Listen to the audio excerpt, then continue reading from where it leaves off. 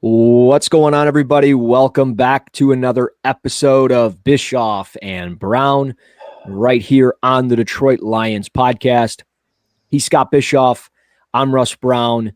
We are back after a disappointing loss to the Minnesota Vikings, one that didn't necessarily expect to happen, but I kind of walked the line a little bit last week talking about Kevin O'Connell during his tenure with the Vikings and how he's never lost by more than 8 points. And I thought 8.5 points was a little crazy for a divisional game, regardless of who's playing, who's not, and who's home and who's not. But just a tough loss. But we'll get into that. We'll talk Commanders as well. We'll preview Week 10. But Scott, my man, how the hell are you? I am doing well. How are you? We good?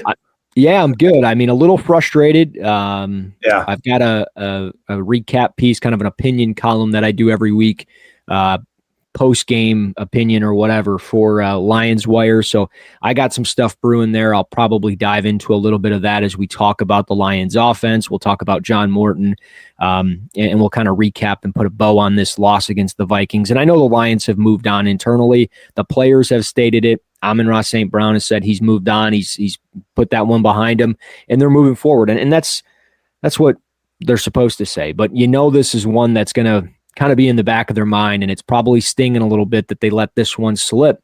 They just didn't execute, and that's what it boils down to. They didn't execute at a high level on offense. They punted 5 times. They had a turnover. They forced one. They had the pick from Terrion Arnold, his first in his career, but Montgomery kind of gave it back with a fumble. The special teams didn't play well. They gave up big plays on kick returns, even on punt returns. And I know some people are saying, the defense gave up 27 points. You guys, people can point the finger at the defense all they want. It's not the defense's fault. Jack Campbell played exceptionally well. Derek Barnes played really well. Yeah. I thought Arnold played well. I thought Amik played very well. He kept, Justin Jefferson under 50 yards. I know he gave up a touchdown and a couple of catches, but that touchdown was perfectly placed from J.J. McCarthy, and it was even better catch by Justin Jefferson. Yeah. It all starts with the offense. The struggles that this team has faced is all because of the offense. It's not the defense.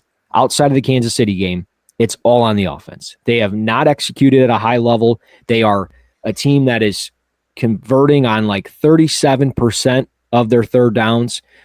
They're actually tied with the Tampa Bay Bucks for conversions and attempts. They're like 37 for 102, both apiece, which is kind of odd. When you go back to last year, 2024, the Bucks were number 1 in the NFL in third down conversion rate. The Lions were not far behind at 47%. The Bucks were north of 50%. Obviously, Liam Cohen is gone in Tampa. Ben Johnson is gone here in Detroit, and both offenses are struggling on third down. Just kind of a stat for people out there. But what'd you take from this loss? We can jump into the offense. I don't think we're going to really talk too much on the defense, just simply because I know they got gashed on the ground, but it is what it is. I'm not worried about that. I'm not concerned about that. They're allowed to have an off game. They're allowed to let's just call it what it is. Historically, Aaron Jones, pretty good against the Lions just in his career. He finds ways to make it work. Yeah. So I'm not worried about it, but I am worried about this offense. And we've talked about them in the past throughout this season on this show, but what'd you take offensively? And if you want to touch on the defense or special teams, feel free, but I'm starting offense for me. I didn't love the some of the special team stuff, and it's a problem to overcome big returns and, kicking issues, blah, blah, blah, all that stuff. But, things happened. I do not think I don't know that the Lions looked completely prepared to play on Sunday. And I hate to say that because it's like, that's, it feels like that shouldn't be something we really ever talk about with this particular group. But that's in some ways what it looked like. And then it was very frustrating. And I don't want to turn this into, a bitch session about some of the O-line stuff or the scheme stuff or whatever it is. But I think it's worth recognizing that for a large part of that game, Minnesota dictated to the Lions offense what they were going to allow the Lions offense to do and what they weren't going to allow them to do. And the Lions seemed cool with it. because of their inability to protect Jared Goff. And when I say that, what I'm talking about is a lot of the blitzing and stunting stuff that Minnesota did that forced the Lions to have Jahmyr Gibbs pass protect in situations where it was very obvious that he was losing and that he was unable to anchor and do it. But the Lions didn't really seem to have an answer for how to fix that. More importantly, it didn't look like they wanted to find an answer, that they continued to rep this over and over, where I can't tell you how many times looking back at the film, what ends up happening is on the left side of the offensive line, Taylor Decker and Christian Mahogany those two end up blocking one guy. Penei Sewell and Tate Ratledge fan out. Both sides, they just fan out and widen. And so on the left side, you've got two players blocking one guy. And on the right side, you've got Penei Sewell and Ratledge blocking one guy. And then you've got a collection of Mahogany and a running back trying to pass pro or block three defensive players. And I wonder, I mean, if Minnesota just pulled this stuff out and was able to make the Lions look that way, you got to give them all the credit in the world for doing that. Yeah. But I would think that there would have to be some recognition of, we continue to run this, we continue to try to block this up this way, and it is not working, and it's repeatedly not working. Let's change things up. We didn't see much of an extra offensive lineman in this game. Dan Skipper was dressed and playing. To my line of thinking, again, this is me standing on, the top of Mount Stupid talking about, NFL offensive line play. And it really is. But I do think there's an element of add the extra offensive lineman. Now, I know you reduce some level of your offensive efficiency by doing that, right? So you accept that we're gonna get less out of our offense by doing this, but you lengthen the edge of one of the sides of the offensive line, and you slide either 4-man, 5-man slide, wherever you want to call it, because now you're going to have 6, and let one of the players just kind of come free. But it's from enough of a distance that Goff should be able to function there, but the ball's got to come out quick, right? Yeah. I would think that you'd be able to collect a lot of those blitzers and a lot of that A-gap run-through stuff, some of that B-gap run-through stuff.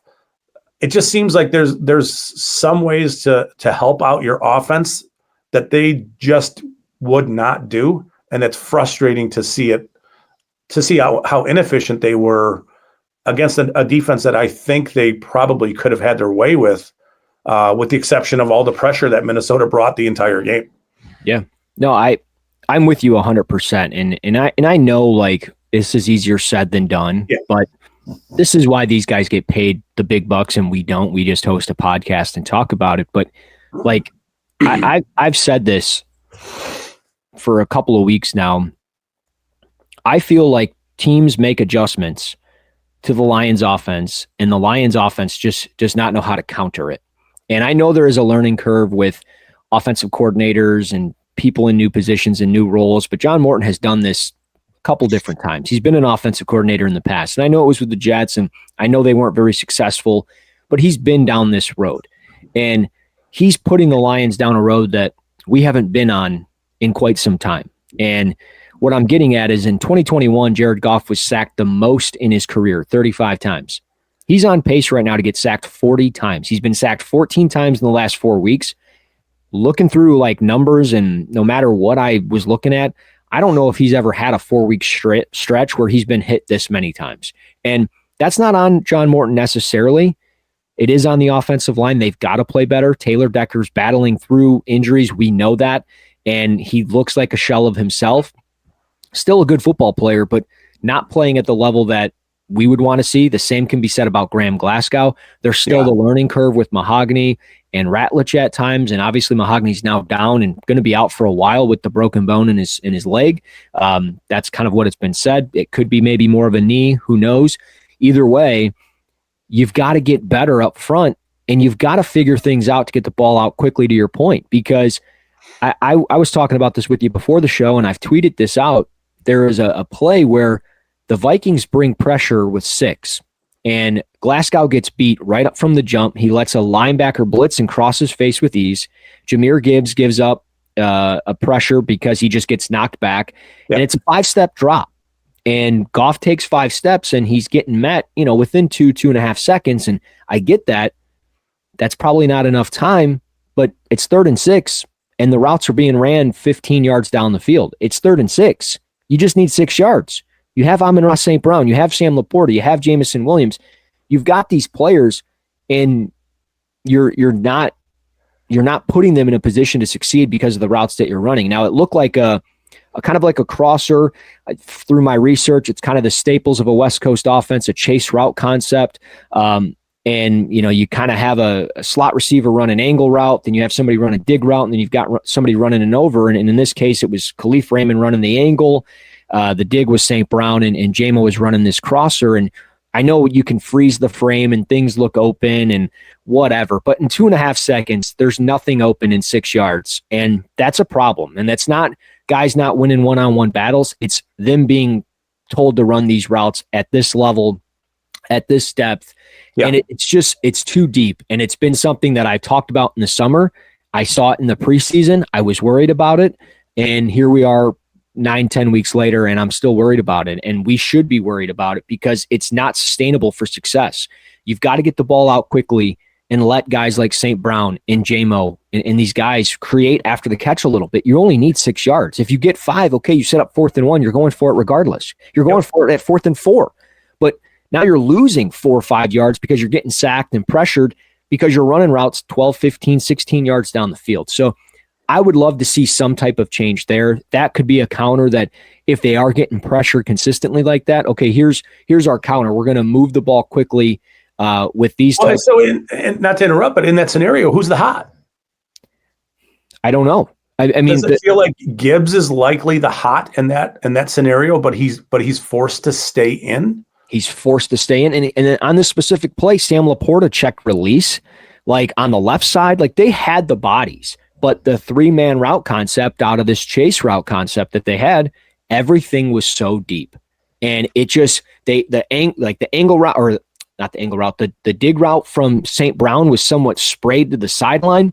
I don't know why you're going to the sideline. Like, you don't need to throw the ball out towards the sideline to try to avoid some type of interception.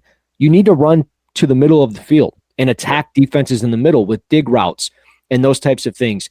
Again, short routes, the hitch routes, and those and that, because when you look at like the dig route, that was a common theme with this offense was Josh Reynolds and Tim Patrick. You traded 3 third-round picks. I know you got 2 6s out of it, but you brought in Isaac Tesla and you've used them early and you haven't used them since. Maybe that's what he runs, because I don't think Khalif Raymond is the same player he was 2 years ago. He's lost a step. He doesn't look as fast or explosive. He's not getting open. And I'm sorry, but I'm not really counting on Khalif Raymond to win one-on-ones for my offense on key third downs. The guy I invested 3 third-round picks on, Isaac Tesla, I would gladly watch that. I would gladly accept that because that's a guy that you're investing the future on. So they just do a lot of kind of asinine things on offense. And then to the ground game perspective, I think this ground game has struggled the last 3 weeks. And give the fine people the numbers, Russ. It's unreal. Yeah. I mean, look, I know we had a 78-yard run against the Buccaneers. The 78-yard carry, that was a touchdown for Jahmyr Gibbs, and it counts at the end of the day because that's what these runs are all about. That's what you're hoping for when you're at your own 50, your own 25, midfield, whatever. But Jahmyr Gibbs, over the last 3 games, if you eliminate the 78-yard run, he's got 42 carries for 148 yards on the ground. That's 3.5 yards per carry. David Montgomery, it's 28 carries for 85 yards. That's 3 yards a carry. I don't know if the Lions have ever had a stretch like that. And I know they're playing tough teams, the Bucks, the Vikings. I get it. You're playing some good run defenses, but it was never an excuse for this team. And I think the problem is, and again, I have not watched every single carry, the 200 plus carries they've had in depth, but I did watch 2 weeks ago against the Bucks, David Montgomery, and I watched all those carries. There wasn't many, maybe 11, but I watched those runs, and everything felt like it was out of either 12 personnel or condensed formations. So you're bringing everybody into the box and expecting this offensive line that has clearly struggled and not getting the physical push that they've needed or that they've shown they can do. Level. Yeah. And you're expecting these things to hit at the second level, and David Montgomery is just getting hit kind of immediately or making a guy miss, and then because everything is condensed, the flow to the football is just naturally there and shorter. So I think they've got to go back to some of the stuff that worked in the past, using exit motions and glide motions and getting guys out in space and making them think it's going to be a run, and then you run duo underneath it, or you run, some type of power, down G power, whatever, and you get back to some of the basics, and maybe they will now that some of the changes are going to have to happen up front. Maybe you're moving Graham Glasgow to left guard. Maybe you're bringing in Cologne to play center. Yeah. Maybe you're bringing Miles Frazier in to play left guard. Maybe you can do some things a little bit differently because these guys, maybe they operate just a little bit better in space. I don't necessarily know what the answer is, but the numbers are alarming. The pass concepts are alarming. The whole thing is alarming. And this offense is trending in a very bad direction with some really tough games and important games on the schedule. Yeah, I mean, you got Philly in a couple of weeks. You've got the Rams. You've got Green Bay at home. These are huge games. Yeah. It feels like,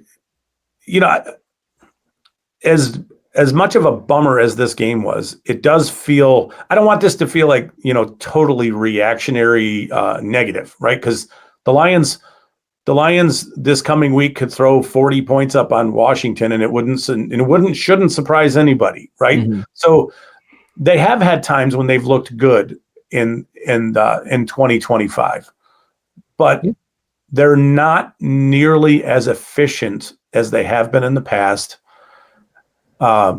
Is this a center driven young guard driven issue on the interior O-line issue? Could be. Graham Glasgow is not playing good enough right now. Period. Yeah. He's just not. I know the deadline was yesterday, and I'm sure there are some people who were a little bent out of shape at the lack of movement. But outside of a corner, they've been getting plenty of edge pressure. They're okay there. I think they're okay at corner. So the question is do you want to go get an offensive lineman? And just, it'd be great if they did do that, but those guys are generally not available. Especially to give up maybe what you. I mean, I know that the Chargers went and got Trevor Penning, but I think that in some ways, I think the Lions have some better options in-house already, and I'm sure they feel that way. That the investments they've made and the players that they already have are better than what was out there. There are no good answers for some of the things that we're talking about, with the exception of a change in fundamental philosophy, right? So we've seen them struggle in week one, and then it looked like they got away from the things that they struggled with. And now we're seeing them struggle a touch again, specifically running the ball. I think the ground game really sets up for some of the pass game failures. If it's 3rd and 10, that's tough, especially against a team like Minnesota that has really creative ways to bring pressure. We have seen Jared Goff in the past paralyzed by perceived pressure. Not saying he's passive or doesn't like to get hit or anything. No, Jared Goff is tough. It's just the perceived stuff. The expectation of pressure is something that can paralyze him and freeze him at times. That's what it looks like. Mm-hmm. In this game last week, I think you see that a lot with him throwing off his back foot, leaving a lot of passes short and at the feet of receivers, throwing early. not necessarily throwing receivers open. All that stuff is a testament to the pressure that Minnesota was bringing and how chaotic that must have felt, right? So trying to get away from some of that stuff, and you do get away from some of that stuff if you're running the ball better and in better down and distance on second and specifically third down. So to me, that's everything in a nutshell. Is you put yourself in a position where instead of 3rd and 8 or 9 or 10, it's 3rd and 3, 3rd and 4 kind of stuff. I think you're just better on the Lions are better with what they do on offense in that regard. Like, it's 3rd and 3 is 2nd and 3 or 2nd and 4 is better for them than obviously it is. But to their specific issues, it's bad for them to be in a position where everybody knows they're throwing with their pass pro issues, and it's 3rd and 10. Good luck, right? Yeah. So that's kind of, and they just get really predictable. I mean, first down, it's a pass play. Second down, it's a run play. Back to pass on 3rd down because it's 3rd and 8, and you have no other option, and you've shown no tendency to run it on 3rd and 8 this year like you've done in the past. Yeah. And then you get to 3rd and 8, and rather than throwing the ball down the field, middle of the field, 5-6 yards, trying to get some yards after the catch, it's behind the line of scrimmage with a wide receiver screen. We've seen that time and time again. I don't know if I've seen a traditional halfback slip screen from the Lions.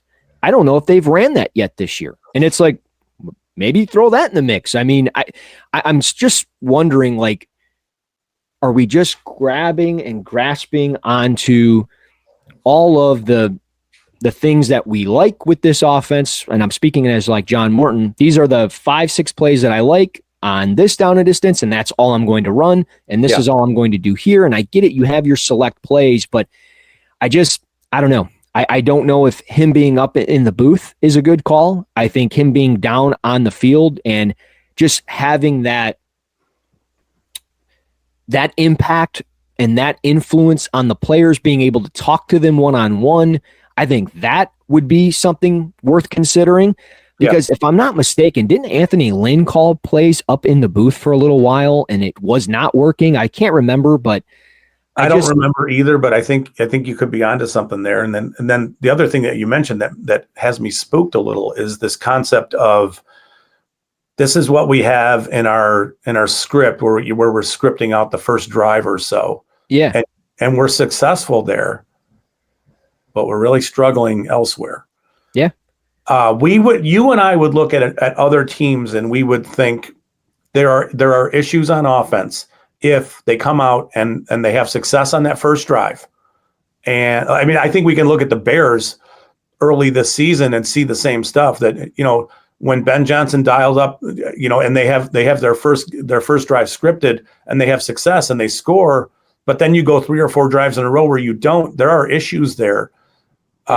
If we're able to recognize that with other teams, maybe that's something that's happening here, that there's just a stagnancy to what they're doing on offense, and they have become a touch predictable because they're struggling to run the ball and they're struggling to make chunk plays happen. Is it route depth? I don't know. There are no good answers.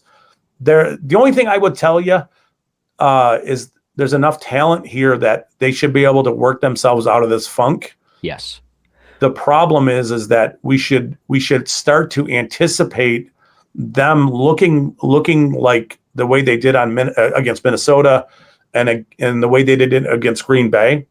So if you want to consider it laying an egg, so to speak, the chances of them looking that way are greater when they're really inefficient on offense. Yeah. So, normally I would think that the Lions, with everything Washington has going on, I would think they'd be fine this week. But going into the Philly game, it sort of has to just kind of like, it's got to be in the back of your head. Like, is this another one of those, they're really going to struggle this week kind of games just because of how inefficient they are on offense? I don't know. Yeah. I think I'll kind of end it with this, because I think we're kind of beating a dead horse at some point. We are.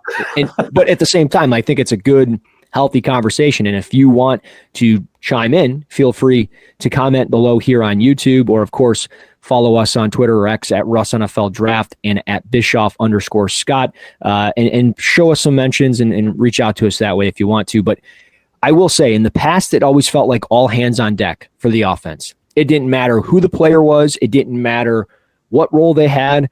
If they had 5 receivers on the depth chart, all 5 receivers could potentially get involved on the offense. That includes Donovan Peoples-Jones. Donovan Peoples-Jones had more of a role than Isaac Tesla has right now. That means John Morton is failing Isaac Tesla. Yeah. You look at Craig Reynolds, and I know he hasn't really been healthy. He hasn't been playing. You look at Vaki. He's been banged up as well. But these guys are not part of the offensive game plan at all. It's either Jahmyr Gibbs or it's David Montgomery. But in the past, we've seen wrinkles of Craig Reynolds and Vaki and just changes of pace and different flavors in the backfield. I mentioned Tim Patrick and Josh Reynolds in the past. We're not seeing that. Now it's just 3 receiver sets: Khalif Raymond, Jamison Williams, Amon-Ra St. Brown, and that's it. We're not seeing Dan Skipper as much on the offensive line. Why this stuff is, I don't know. If I have to see Brock Wright come in and max protect and miss and whiff on blocks continuously, I'm going to start throwing up on Sundays, because you have a player like Zach Horton on your practice squad. Maybe you give him a shot.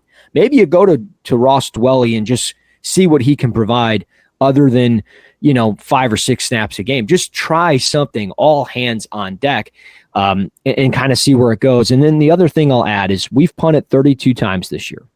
That's 8 games, 32 times. We're averaging 4 punts a game. Not the end of the world, but just for the people out there, 17 games last year for Jack Fox, 45 punts, 45 total punts. We're on pace to potentially punt the ball 68 times. That's unbelievable. Now in 2023, we punted 57 times with Jack Fox. We made the NFC Championship. I get it. Good things can still happen when you punt the football. I understand it. But it's too many times early on, and this team is not winning games that they're supposed to be winning. They're not doing things correctly, and they're not winning these games. I know they lost by 3 points, but this game really was out of hand for a while, and they didn't score again until really late in the fourth quarter. So they've got to figure some things out. It starts with John Morton, and maybe he should just stop sleeping at Allen Park, go get a hotel and get out of the building and refresh and disconnect for a day, because this is just whatever he's doing, it's not working, and it's causing panic in Detroit. So moving to week 10, we've got the Commanders. You mentioned, the potential to score 40 is there for this team at any given time. This could be the week, but I still, even if they scored 40 in this game, I still feel like what happened with the Vikings, the Chiefs, the Bucks, the leaving the meat on the bone, I just feel like that's going to be in the back of my mind the entire time for the rest of the way until they throw 3 to 4 games in a row where they're getting out of their own way and they're executing and they're just improving. If they do those things, I'll feel a lot better. And it's got to start Sunday against the Commanders. Yeah, but like you're saying, even when it does happen Sunday, it's still it's a 1-game sample size, and we've seen enough of the stagnant offense that you worry about it going forward. The only thing that I think pushes against that is just how much talent they have. It would almost be unheard of to have Jahmyr Gibbs and Amon-Ra St. Brown and Jamison Williams and Sam Laporta and all this stuff, and then to look at how inefficient they were, to be like, are they trying? I mean, are you sabotaging yourself? You know what I mean? Are you really trying to be inefficient? Yeah. Are you? So I think that's the equalizer in the whole thing, is that eventually water is going to find its level and they'll figure it out. Yeah. And when they do, maybe we're all going to look back at the idea of, at the midway point, they were really struggling on offense, but man, they got it going at the right time, and they got hot offensively at the towards the back part of the season, and it bled into the playoffs, and they were rolling. It's the only hope, is that as talented as they are, that they do get it rolling. And I know we talked about it last week, but last week was a step back. Yeah. Which you don't want to have. So, I think as much as Boomer, my home phone is ringing. As much as, call from Merrill Lynch.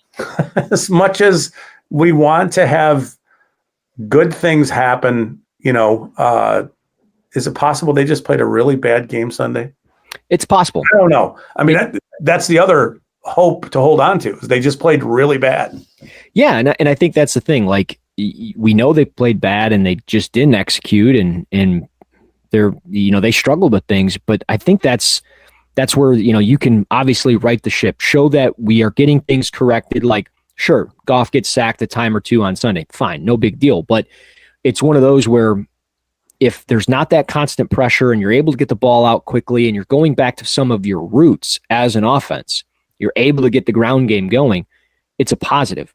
But I think in the back of everybody's mind, there is going to kind of be this asterisk with this win if they get it done, because you're playing Marcus Mariota. You're not playing Jaden Daniels. You are playing against a team that is very banged up. They lost Marshawn Lattimore. Their best linebacker did get a $100,000 fine and was suspended, but now he's back. Yeah.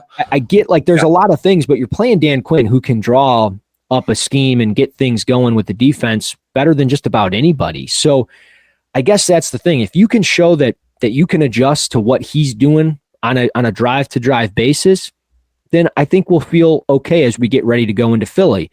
But this is one of those games where they have got to hit on all phases. Special teams can't give up big plays. They can't allow a blocked field goal. You can't play bully ball and then get bullied. You've got to come out and do the little things right. And that's what the problem has been with this offense and really this team. Just the little things have been the big things, and it's caused kind of this cause of panic. And I think what really causes the panic offensively is just the reshuffling of the offensive line. You got guys not playing well. You've got players banged up. You know that things are not necessarily going to go according to plan on Sunday, and it's just how they respond to it. And I don't know what the answer is going to be. I just hope offensively they put a game plan together and execute and make adjustments, and things will be right in the world, because you're going to have to against Vic Fangio in 2 weeks. Like, you're just going to have to. Yeah, I mean, maybe there's an element of, it's something as simple as you add Dan Skipper, you play him next to Decker, you give Decker a little bit of help, and then you just mash.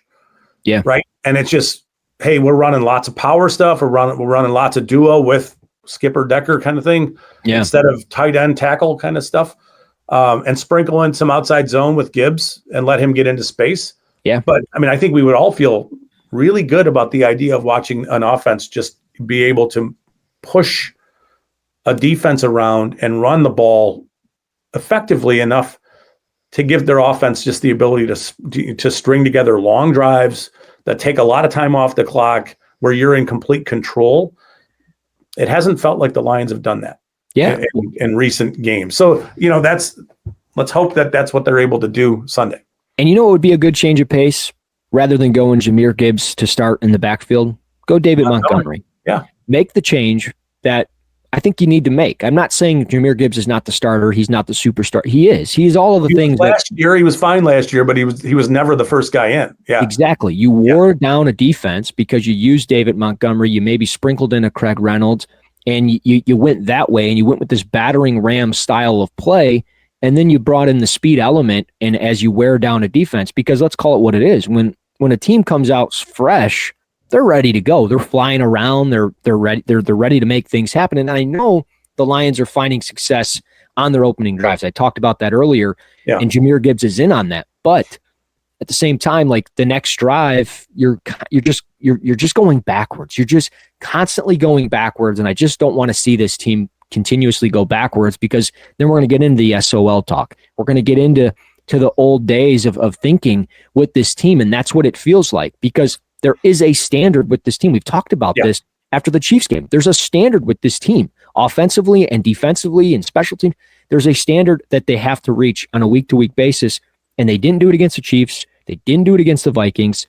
They've got to do it against the Commanders. They've got to do it moving forward on a week-to-week basis as we get into the second half of the season, the most important part of the season. So I think you're facing the Commanders at the right time, obviously because they're banged up, but this is a team that is 3-6, on the verge of maybe being 3-7, and you could maybe, I don't want to say put the nail in the coffin to their season, but you certainly can in a sense, because they've got so many injuries that you make it 3-7, it's going to be really tough. But you can't take this game for granted because they've got Marcus Mariota. He can still play, And yeah, he can, and he's able to function as a runner, and a variety of ways. But I don't know if McLaurin's playing. I'm not really. Again, this is recording Wednesday early afternoon, so there's a lot to go as far as injuries and stuff. But I don't know that they're going to have their weapons at their disposal this week.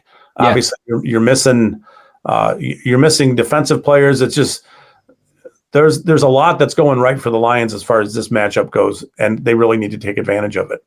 Yeah, no, they really do. And we'll see. It sounds like some troubling news with Terry McLaurin and his status.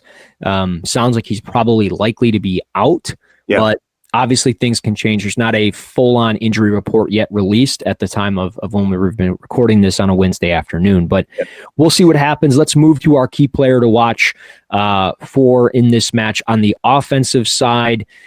I think there's so many ways you can go with this because there is just so many things that need to be improved, whether it be an offensive lineman you want to roll with like Glasgow or Decker, or is it, Awasika if he's playing left guard? What's that going to look like? Is it Goff? Is it Montgomery? Is it Gibbs? What is the key player to watch for from you on offense? I can go first if you'd like, whatever, doesn't matter.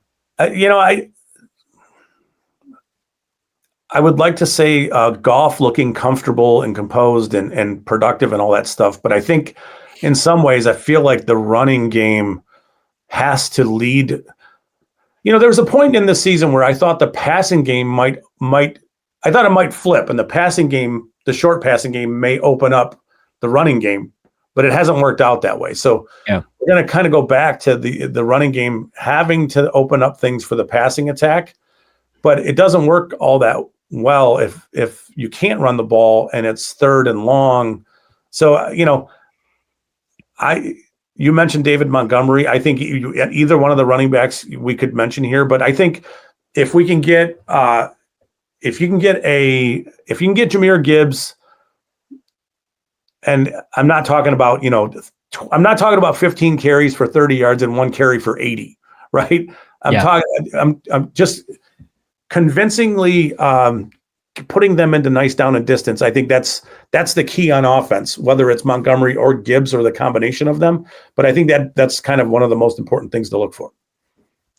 Yeah, I'm going to go with Graham Glasgow. I think you're absolutely right, though. I think Glasgow kind of goes hand in hand with the run game, but also just in the passing game sense. Like, he has struggled, and he's got Javon Kinlaw and Frankie Louvu and Bobby Wagner and Deron Payne. Like, there's still some dudes on this defense, and they're going to throw it all at them. They have to. They're 3-6. Their backs against the wall. They're going to go out swinging.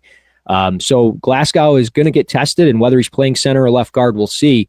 But how does that look for the success running the football and the success throwing the football? And if he plays well, that should keep Jared Goff standing upright, and good things should come from that. So we'll obviously see what happens, but I'm going to go Graham Glasgow on offense. Moving to the defensive side of the football, who's the key player to watch on defense? Jack Campbell's been really good, right? He's been awesome. Yeah. Feels like, against Mariota, you almost want to have a little bit of a spy just to keep him hemmed in. Yeah, I think there's a bunch of ways you can go. To me, it's, can you get enough pressure on him to force him off the field? And I think you can. But in order to do that, you got to keep him in the pocket and force him to pick apart your defense. I don't know that he's fully capable of that. So, we saw Jack Campbell blitzing last week, and the things that he's capable of doing, coming downhill, he looked ridiculous. Coming off the edge, coming downhill, all that stuff. I think this is it's a big week for him. Yeah, I'm going to go with, I love it, by the way, but I'm going to go with Terrion Arnold. Big game for him last week. I thought he played relatively well for the most part. He had his first career interception, and I think you can tell that he's still playing through an injury. Just times he's a little timid in the run game, but at the end of the day, like, you need this guy to be able to cover, whether it be Deebo Samuel or Treylon Burks or Chris Moore. This wide receiver group is very thin, and I think that it makes his job obviously a little bit easier, but can he play in a big way, and can he be a player that maybe gets another turnover? Does he start stacking good performances on top of each other? I think there's just been too many times this year I've picked Brian Branch, and I don't want to start picking on him, but I'll go with Arnold. I think he can build one good day after another good day, and we'll be great. He's been playing. He's played fantastic over the last month or so. Yeah. He's going to be one of those guys for a while until it changes and he gets picked on. Even the Cincinnati game, I thought he played really well. Yeah. And people were crushing him. So I think it's a good call. Yeah. So we'll see what happens Sunday against the Commanders. This was more of a vent session on this episode with the Lions offense and the bad loss to the Vikings. But obviously we view this game as a game that they can win against the Commanders. But of course they got to come out and they got to execute, and they've got to make adjustments offensively if they're going to get this train going in the right direction, because it just doesn't feel like it. But what else you got to add? Anything? No, we're good. Yeah, no, I'm good as well. Appreciate it as always. You guys can rate, review, and subscribe to the Detroit Lions podcast on YouTube, Apple Podcasts, Spotify, and all other podcast platforms. And of course, like I mentioned earlier, you can find us on Twitter or X at Russ NFL Draft and at Bischoff_Scott. We'll be back next week, same time, same place, the whole deal, doing the same thing.